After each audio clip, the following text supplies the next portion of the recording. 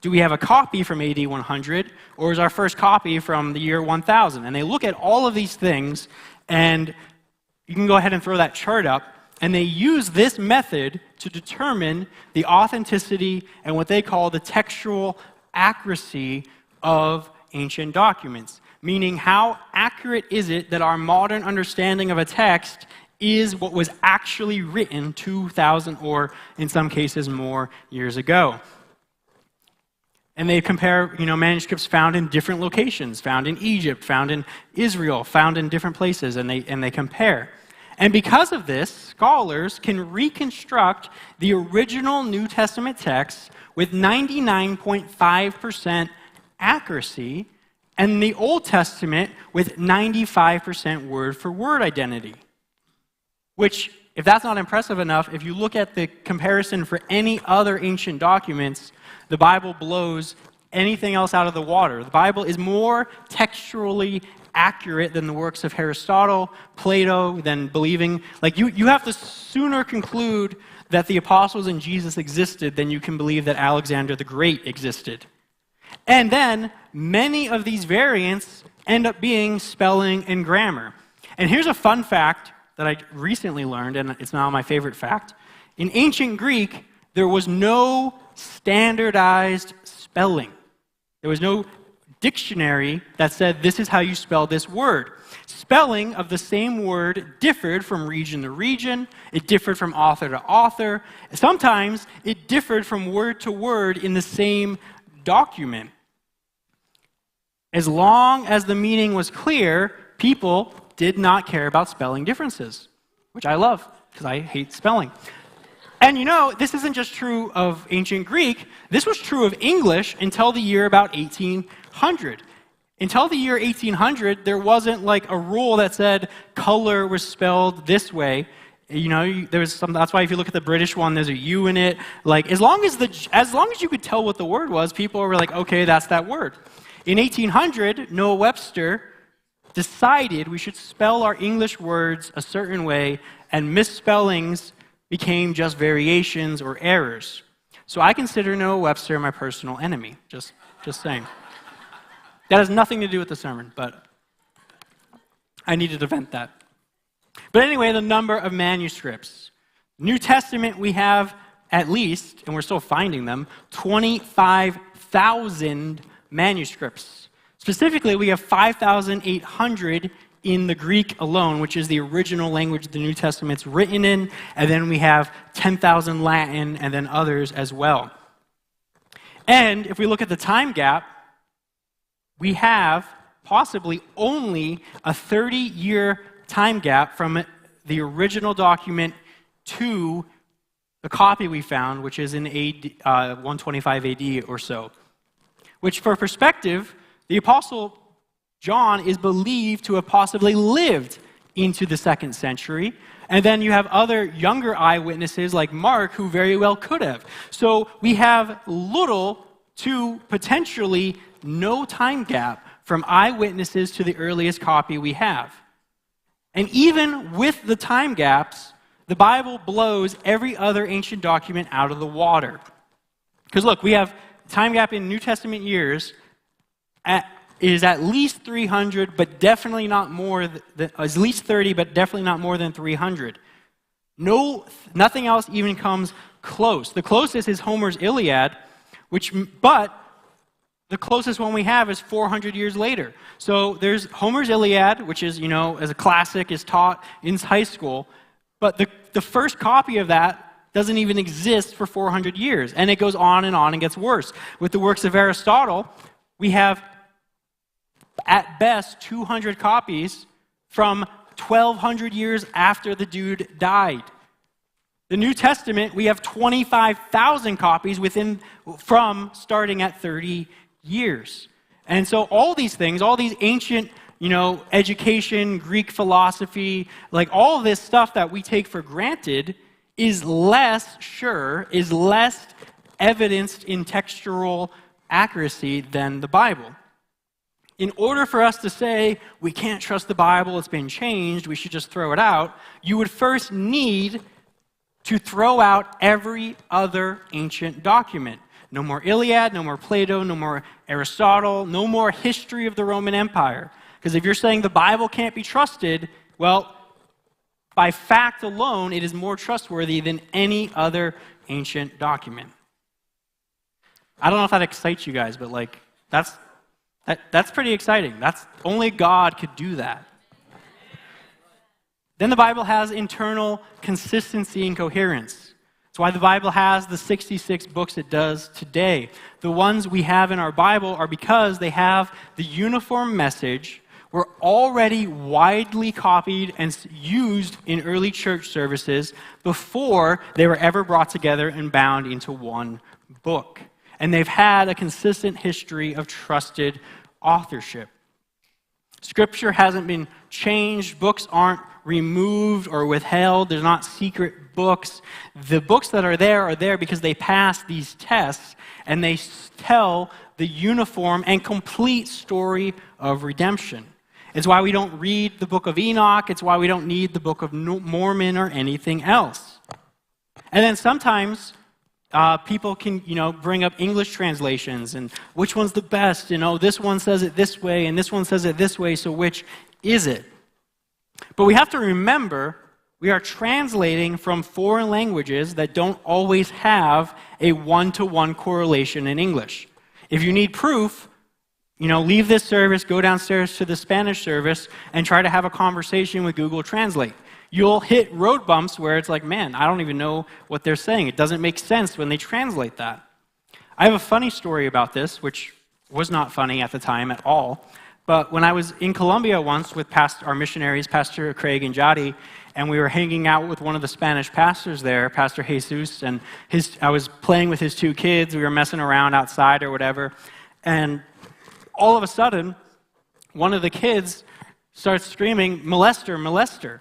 And I'm like, whoa, no, like we were playing, maybe I pulled your hair, but like definitely not. And then I find out they weren't saying molester, they were saying molestar, which is a Spanish word, which means like to annoy or bother, or like you're pranking me, you're messing with me, you're annoying me. It sounds a lot like a very different word in English, not a one-to-one correlation. So it's a funny, stupid example, but you get it. So not only was the Bible written in 3 foreign languages, Hebrew, Greek, Aramaic, it was written in ancient forms of those languages that we don't speak today. I mean, think about how hard it is to read Shakespeare. That's in English, but it's a very different form of English. So the reason some English translations can vary in some verses isn't because it was changed, isn't because someone's got an agenda. It's because there's no perfect way to capture Greek or Hebrew one-to-one in English. So sometimes when a Greek word has meaning that we don't have an English word for, some translators said, okay, this is the best way to describe this. Some translators said, I think this helps us get the idea better. But really, you need them both and look at them and see the overlap to get the full idea of the Greek or Hebrew text. So as long as you're using a translation that was created by a reputable team, not some guy, in his garage deciding to rewrite the Bible, you can trust. And so here is, in my humble opinion, some of the best Bible translations. You can throw that chart up. Simply just based on the things we talked about before. There's probably other ones we can include here, but I just included these so you can get the idea. All these Bible translations are based, first of all, on good manuscript evidence. They're based on the original languages mostly. They had a huge team. Most of them are 50 plus. There's not like 2 guys that said, hey, let's make a Bible. Most of them were done by interdenominational. So it wasn't even like one church said, hey, let's translate the Bible and we'll make it fit our theology. No, interdenominational teams came together and said, let's make sure this reflects the accurate text. And then you'll notice the King James is based on manuscript evidence from the year 1100 AD, not the 125 like a lot of these newer ones. That's because those manuscripts weren't found yet. Like, this archaeology is ongoing. So in 1100 when the 1611, they had manuscript evidence from 1100. And so they, translated the Bible in English based on that. Years later, we found more, and then that's where the New King James came in. They updated it. All these modern ones use the oldest manuscripts. But what's really interesting is you had the King James Bible, and then we made this archaeological discovery called the Dead Sea Scrolls, which was scrolls found in a cave off the Dead Sea, and they were manuscripts that dated back to like the 1st century. And so there was this like kind of buzz, like we're about to find out how much the Bible's changed, because we now know 1,000 years back further what the Bible said 1,000 years before we even had record of, and it was like, oh man, like you're gonna see how the Bible changed, like you're gonna know that it's not true. And I think it was the scroll of Isaiah specifically they compared, and it still was 99% exactly the same. After 1,000 years, like, you know what I'm saying? Like a copy from 1,000 years difference, it was the same. And then you have, your spelling and grammar differences sometimes. So there's no meaningful variance in any of these things. So we can trust the scriptural documents themselves. Often, and once we believe we can trust the scriptural documents, okay, they're textually accurate. Well, now you have to answer for all the prophecies. Because, okay, we've established this document was existing in its present form before the prophecy was fulfilled, and it predicts it. So what do you do with that? Insert our sermon from 3 weeks ago right here. Another reason to trust Scripture is called the criteria of embarrassment. The criteria of embarrassment says that no author has any reason to invent a historical account that makes them look bad. It doesn't make sense. Think about the last time you wrote your resume. What kind of details were on it? Probably education, accomplishments, work history, strengths, right? Who here, by a show of hands, on your last resume included your speeding tickets? Who here included your biggest weakness and your most embarrassing moment? No, you don't. Why? Because you're trying to make yourself look good. You're trying to sell yourself to the employer so they would want to hire you. When we're trying to sell ourselves or our ideas or make someone believe us, we give them good reason to, and we ignore the less desirable details that might steal from our point. So if the disciples gathered, like in that video, and as the Jewish leaders and atheists would have us believe, and they said, hey, let's make a joke, let's make a prank, let's lie, let's start a religion, do you think they would purposefully include their biggest mistakes and consistently portray themselves as clueless as to what Jesus was trying to teach them? Because that's the portrait of the disciples in the New Testament. You can go to that next slide. 9 times the New Testament says the disciples did not understand what Jesus was teaching them. If our pastoral candidate comes, he won't do this, but if he came and he said, hey guys, I'm going to teach you about Jesus, but first here's 9 times where I really don't understand the Bible. It's not going to go well, probably. Right? But this is what the apostles do. They write the Gospels and say, hey, here's the 9 times we missed it. 10 times Jesus rebukes the disciples. 4 times Jesus comments on their lack of faith. And if I'm making this up and I'm writing the history the way I want, I'm skipping those stories, right? And my personal favorite, 7 specific instances of Peter blundering, of Peter just messing up, specifically 7 times. It would not make sense to do that if you were trying to get people to believe in you and your fake religion. It does, however, make sense if it's true and the story isn't actually about you or your fame.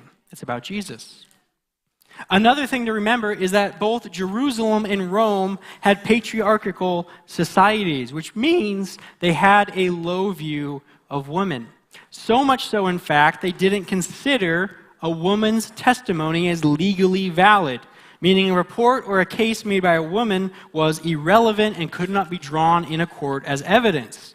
So if you were going to start a religion or a political movement in that context, who would be the best choice, the first spokesman, the person you would want to say had the first encounter with the risen Jesus and be the first evangelist? Probably one of the 12 apostles, right? Preferably one of the ones we actually remember their names, right? Like Peter, James, John, sometimes Andrew, right? After that, it gets fuzzy. Let's see who the gospel authors believed would be the best to say Jesus rose from the dead. Mark 16, 1-2, Saturday evening when the Sabbath ended, Mary Magdalene, Mary the mother of James, and Salome went out and purchased burial spices so they could anoint Jesus' body. Very early on Sunday morning, just at sunrise, they went to the tomb, and then we know it is these three women who are the first ones to know that Jesus has risen from the dead. They're the first ones to tell anyone about it. They go and tell the 11 apostles, and the 11 apostles don't believe them. So it wasn't Simon the rock, Peter. It wasn't John, the beloved disciple. It wasn't even doubting Thomas. It was three women who loved Jesus and were dedicated to him even when they thought he was dead. And they were the first to believe. Even when they told the 11 didn't believe, and Jesus shows up and personally rebukes them. That story makes zero sense if you're trying to start a political or religious movement and say, hey, elect Peter, right?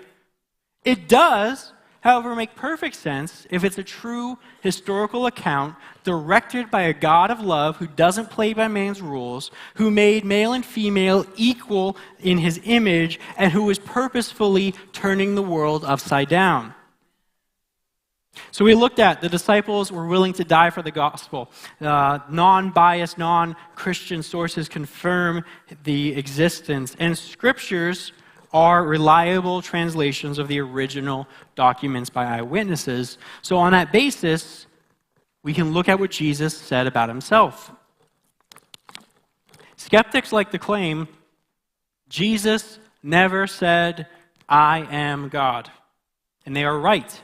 Jesus never said the words, I am God, because he did not speak English. The words, I am God, do not appear in red anywhere in your Bible.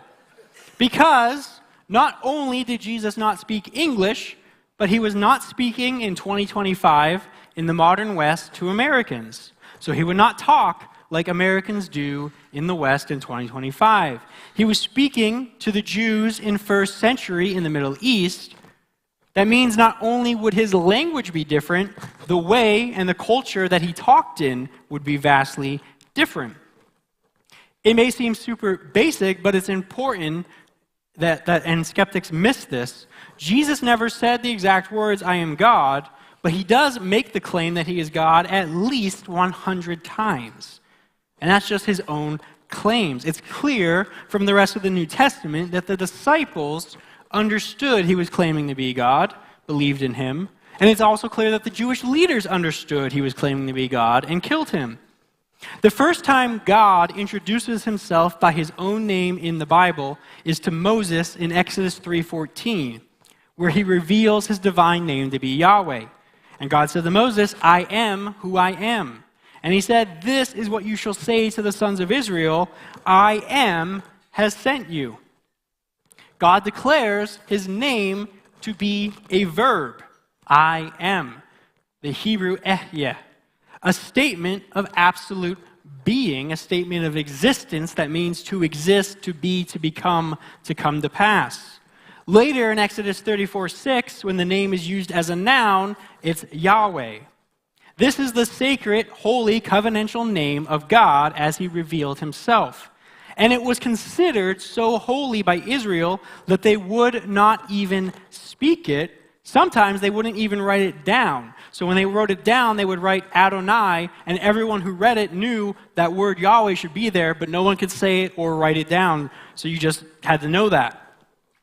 So when we read this story in John 8, where Jesus is in a debate with some Israelites, and they're trying to play the Abraham card, that since they're descended from Abraham, they're automatically saved, they don't need Jesus. Listen to what he says. 56, your father Abraham was overjoyed that he would see my day, and he saw it and rejoiced. So the Jews said to him, you're not yet 50 years old, and you have seen Abraham? Jesus said to him, truly, truly, I say to you, before Abraham was born, I am. Therefore, they picked up stones to throw at him, but Jesus hid himself and left the temple grounds. That goes from 0 to 60 real quick. That goes from a theological argument to them going to kill him because of 2 words. Before Abraham was born, I am. He didn't just say, I existed before Abraham. He didn't say I'm actually older than Abraham. He said, I am currently now, in the present tense, existing before Abraham was born. He's making a claim of divinity. He's making a claim of being eternal. And most importantly, he's using the Greek word for I am, claiming himself to be the God who spoke to Moses, claiming to be Yahweh himself. And his audience understood exactly what he was doing, and they were going to kill him for it. They wouldn't even speak that name, and now Jesus shows up and says, hey, that's my name. For a regular human being to do so in their culture was blasphemy of the highest order, but not if it was true. This is why we can't say Jesus never said he was God. In fact, what he did say was infinitely more powerful, clear, and offensive than the 3 words, I am God. He made the claim, so he either lied, was out of his mind, or it's true, because it really happened. Those are our options. Not only did he claim to be Yahweh, but he revealed the mystery of the Trinity and said he was the Son of God. John 5:18, for this reason, therefore, the Jews were seeking all the more to kill him, because he was not only breaking the Sabbath, but also was calling God his own Father, making himself equal with God. John 10:30 said, I and the Father are one. 33, the Jews answered him, for a good work we do not stone you, but for blasphemy, because you, being a man, make yourself out to be God. Revelation 1:8, I am the Alpha and Omega, says the Lord God, who is and who was and who is to come, the Almighty. 22:13, I am the Alpha and Omega, the first and the last, the beginning and the end. Not only did Jesus claim to be God, but he also received worship.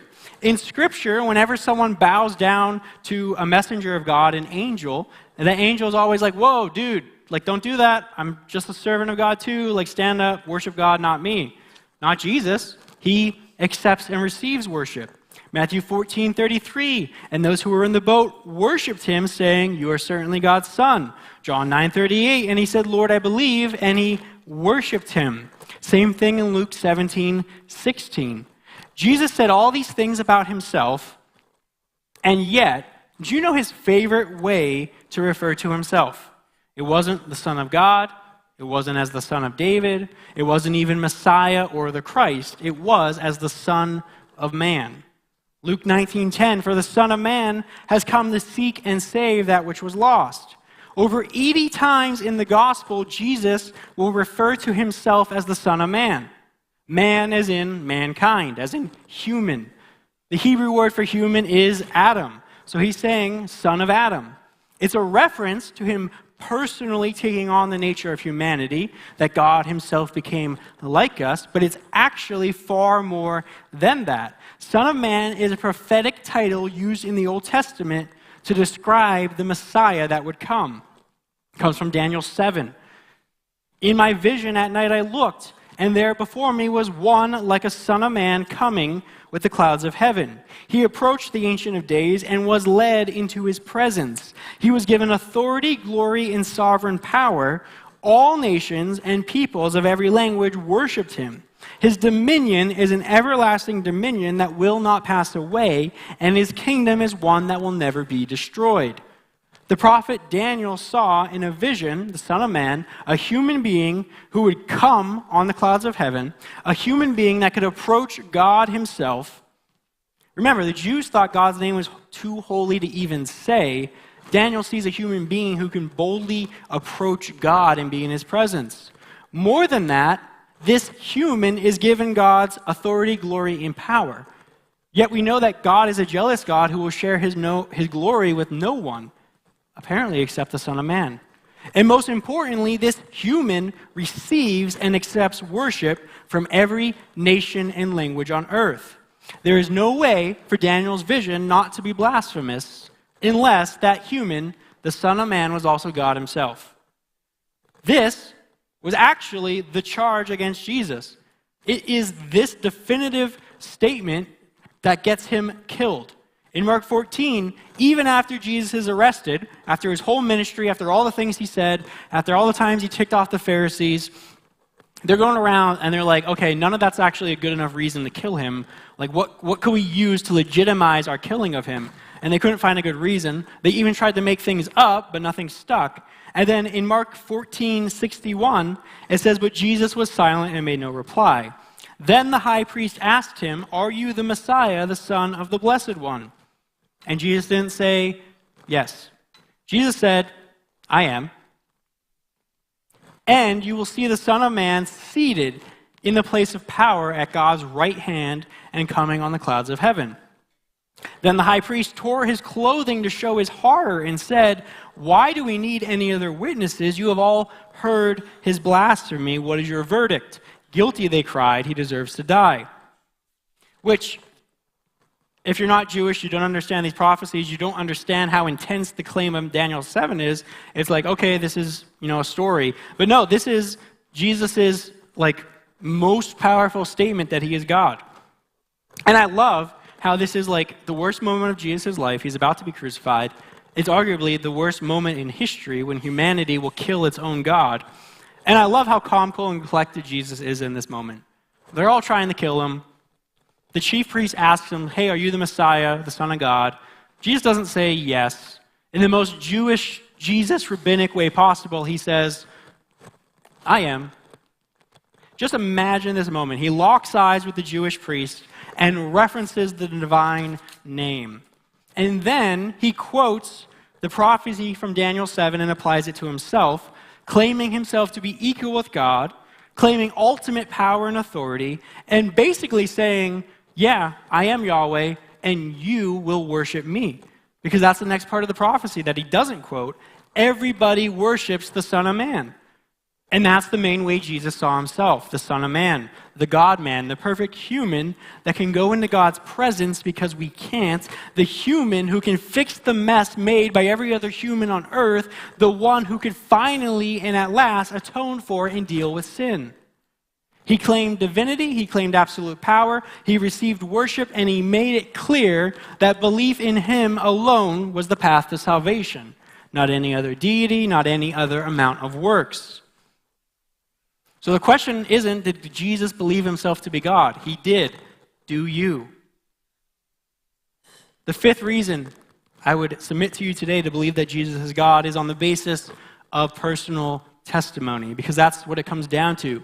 Jesus believed himself to be God. I believe him to be God because of the evidence we looked at today and because of my personal testimony. My personal experiences has shown that to be true. As the worship team comes back this morning, Jeremiah 29:13 says, if you look for me wholeheartedly, you will find me. James 4:8 says, come close to God and God will come close to you. Wash your hands, you sinners, purify your hearts, for your loyalty is divided between God and the world.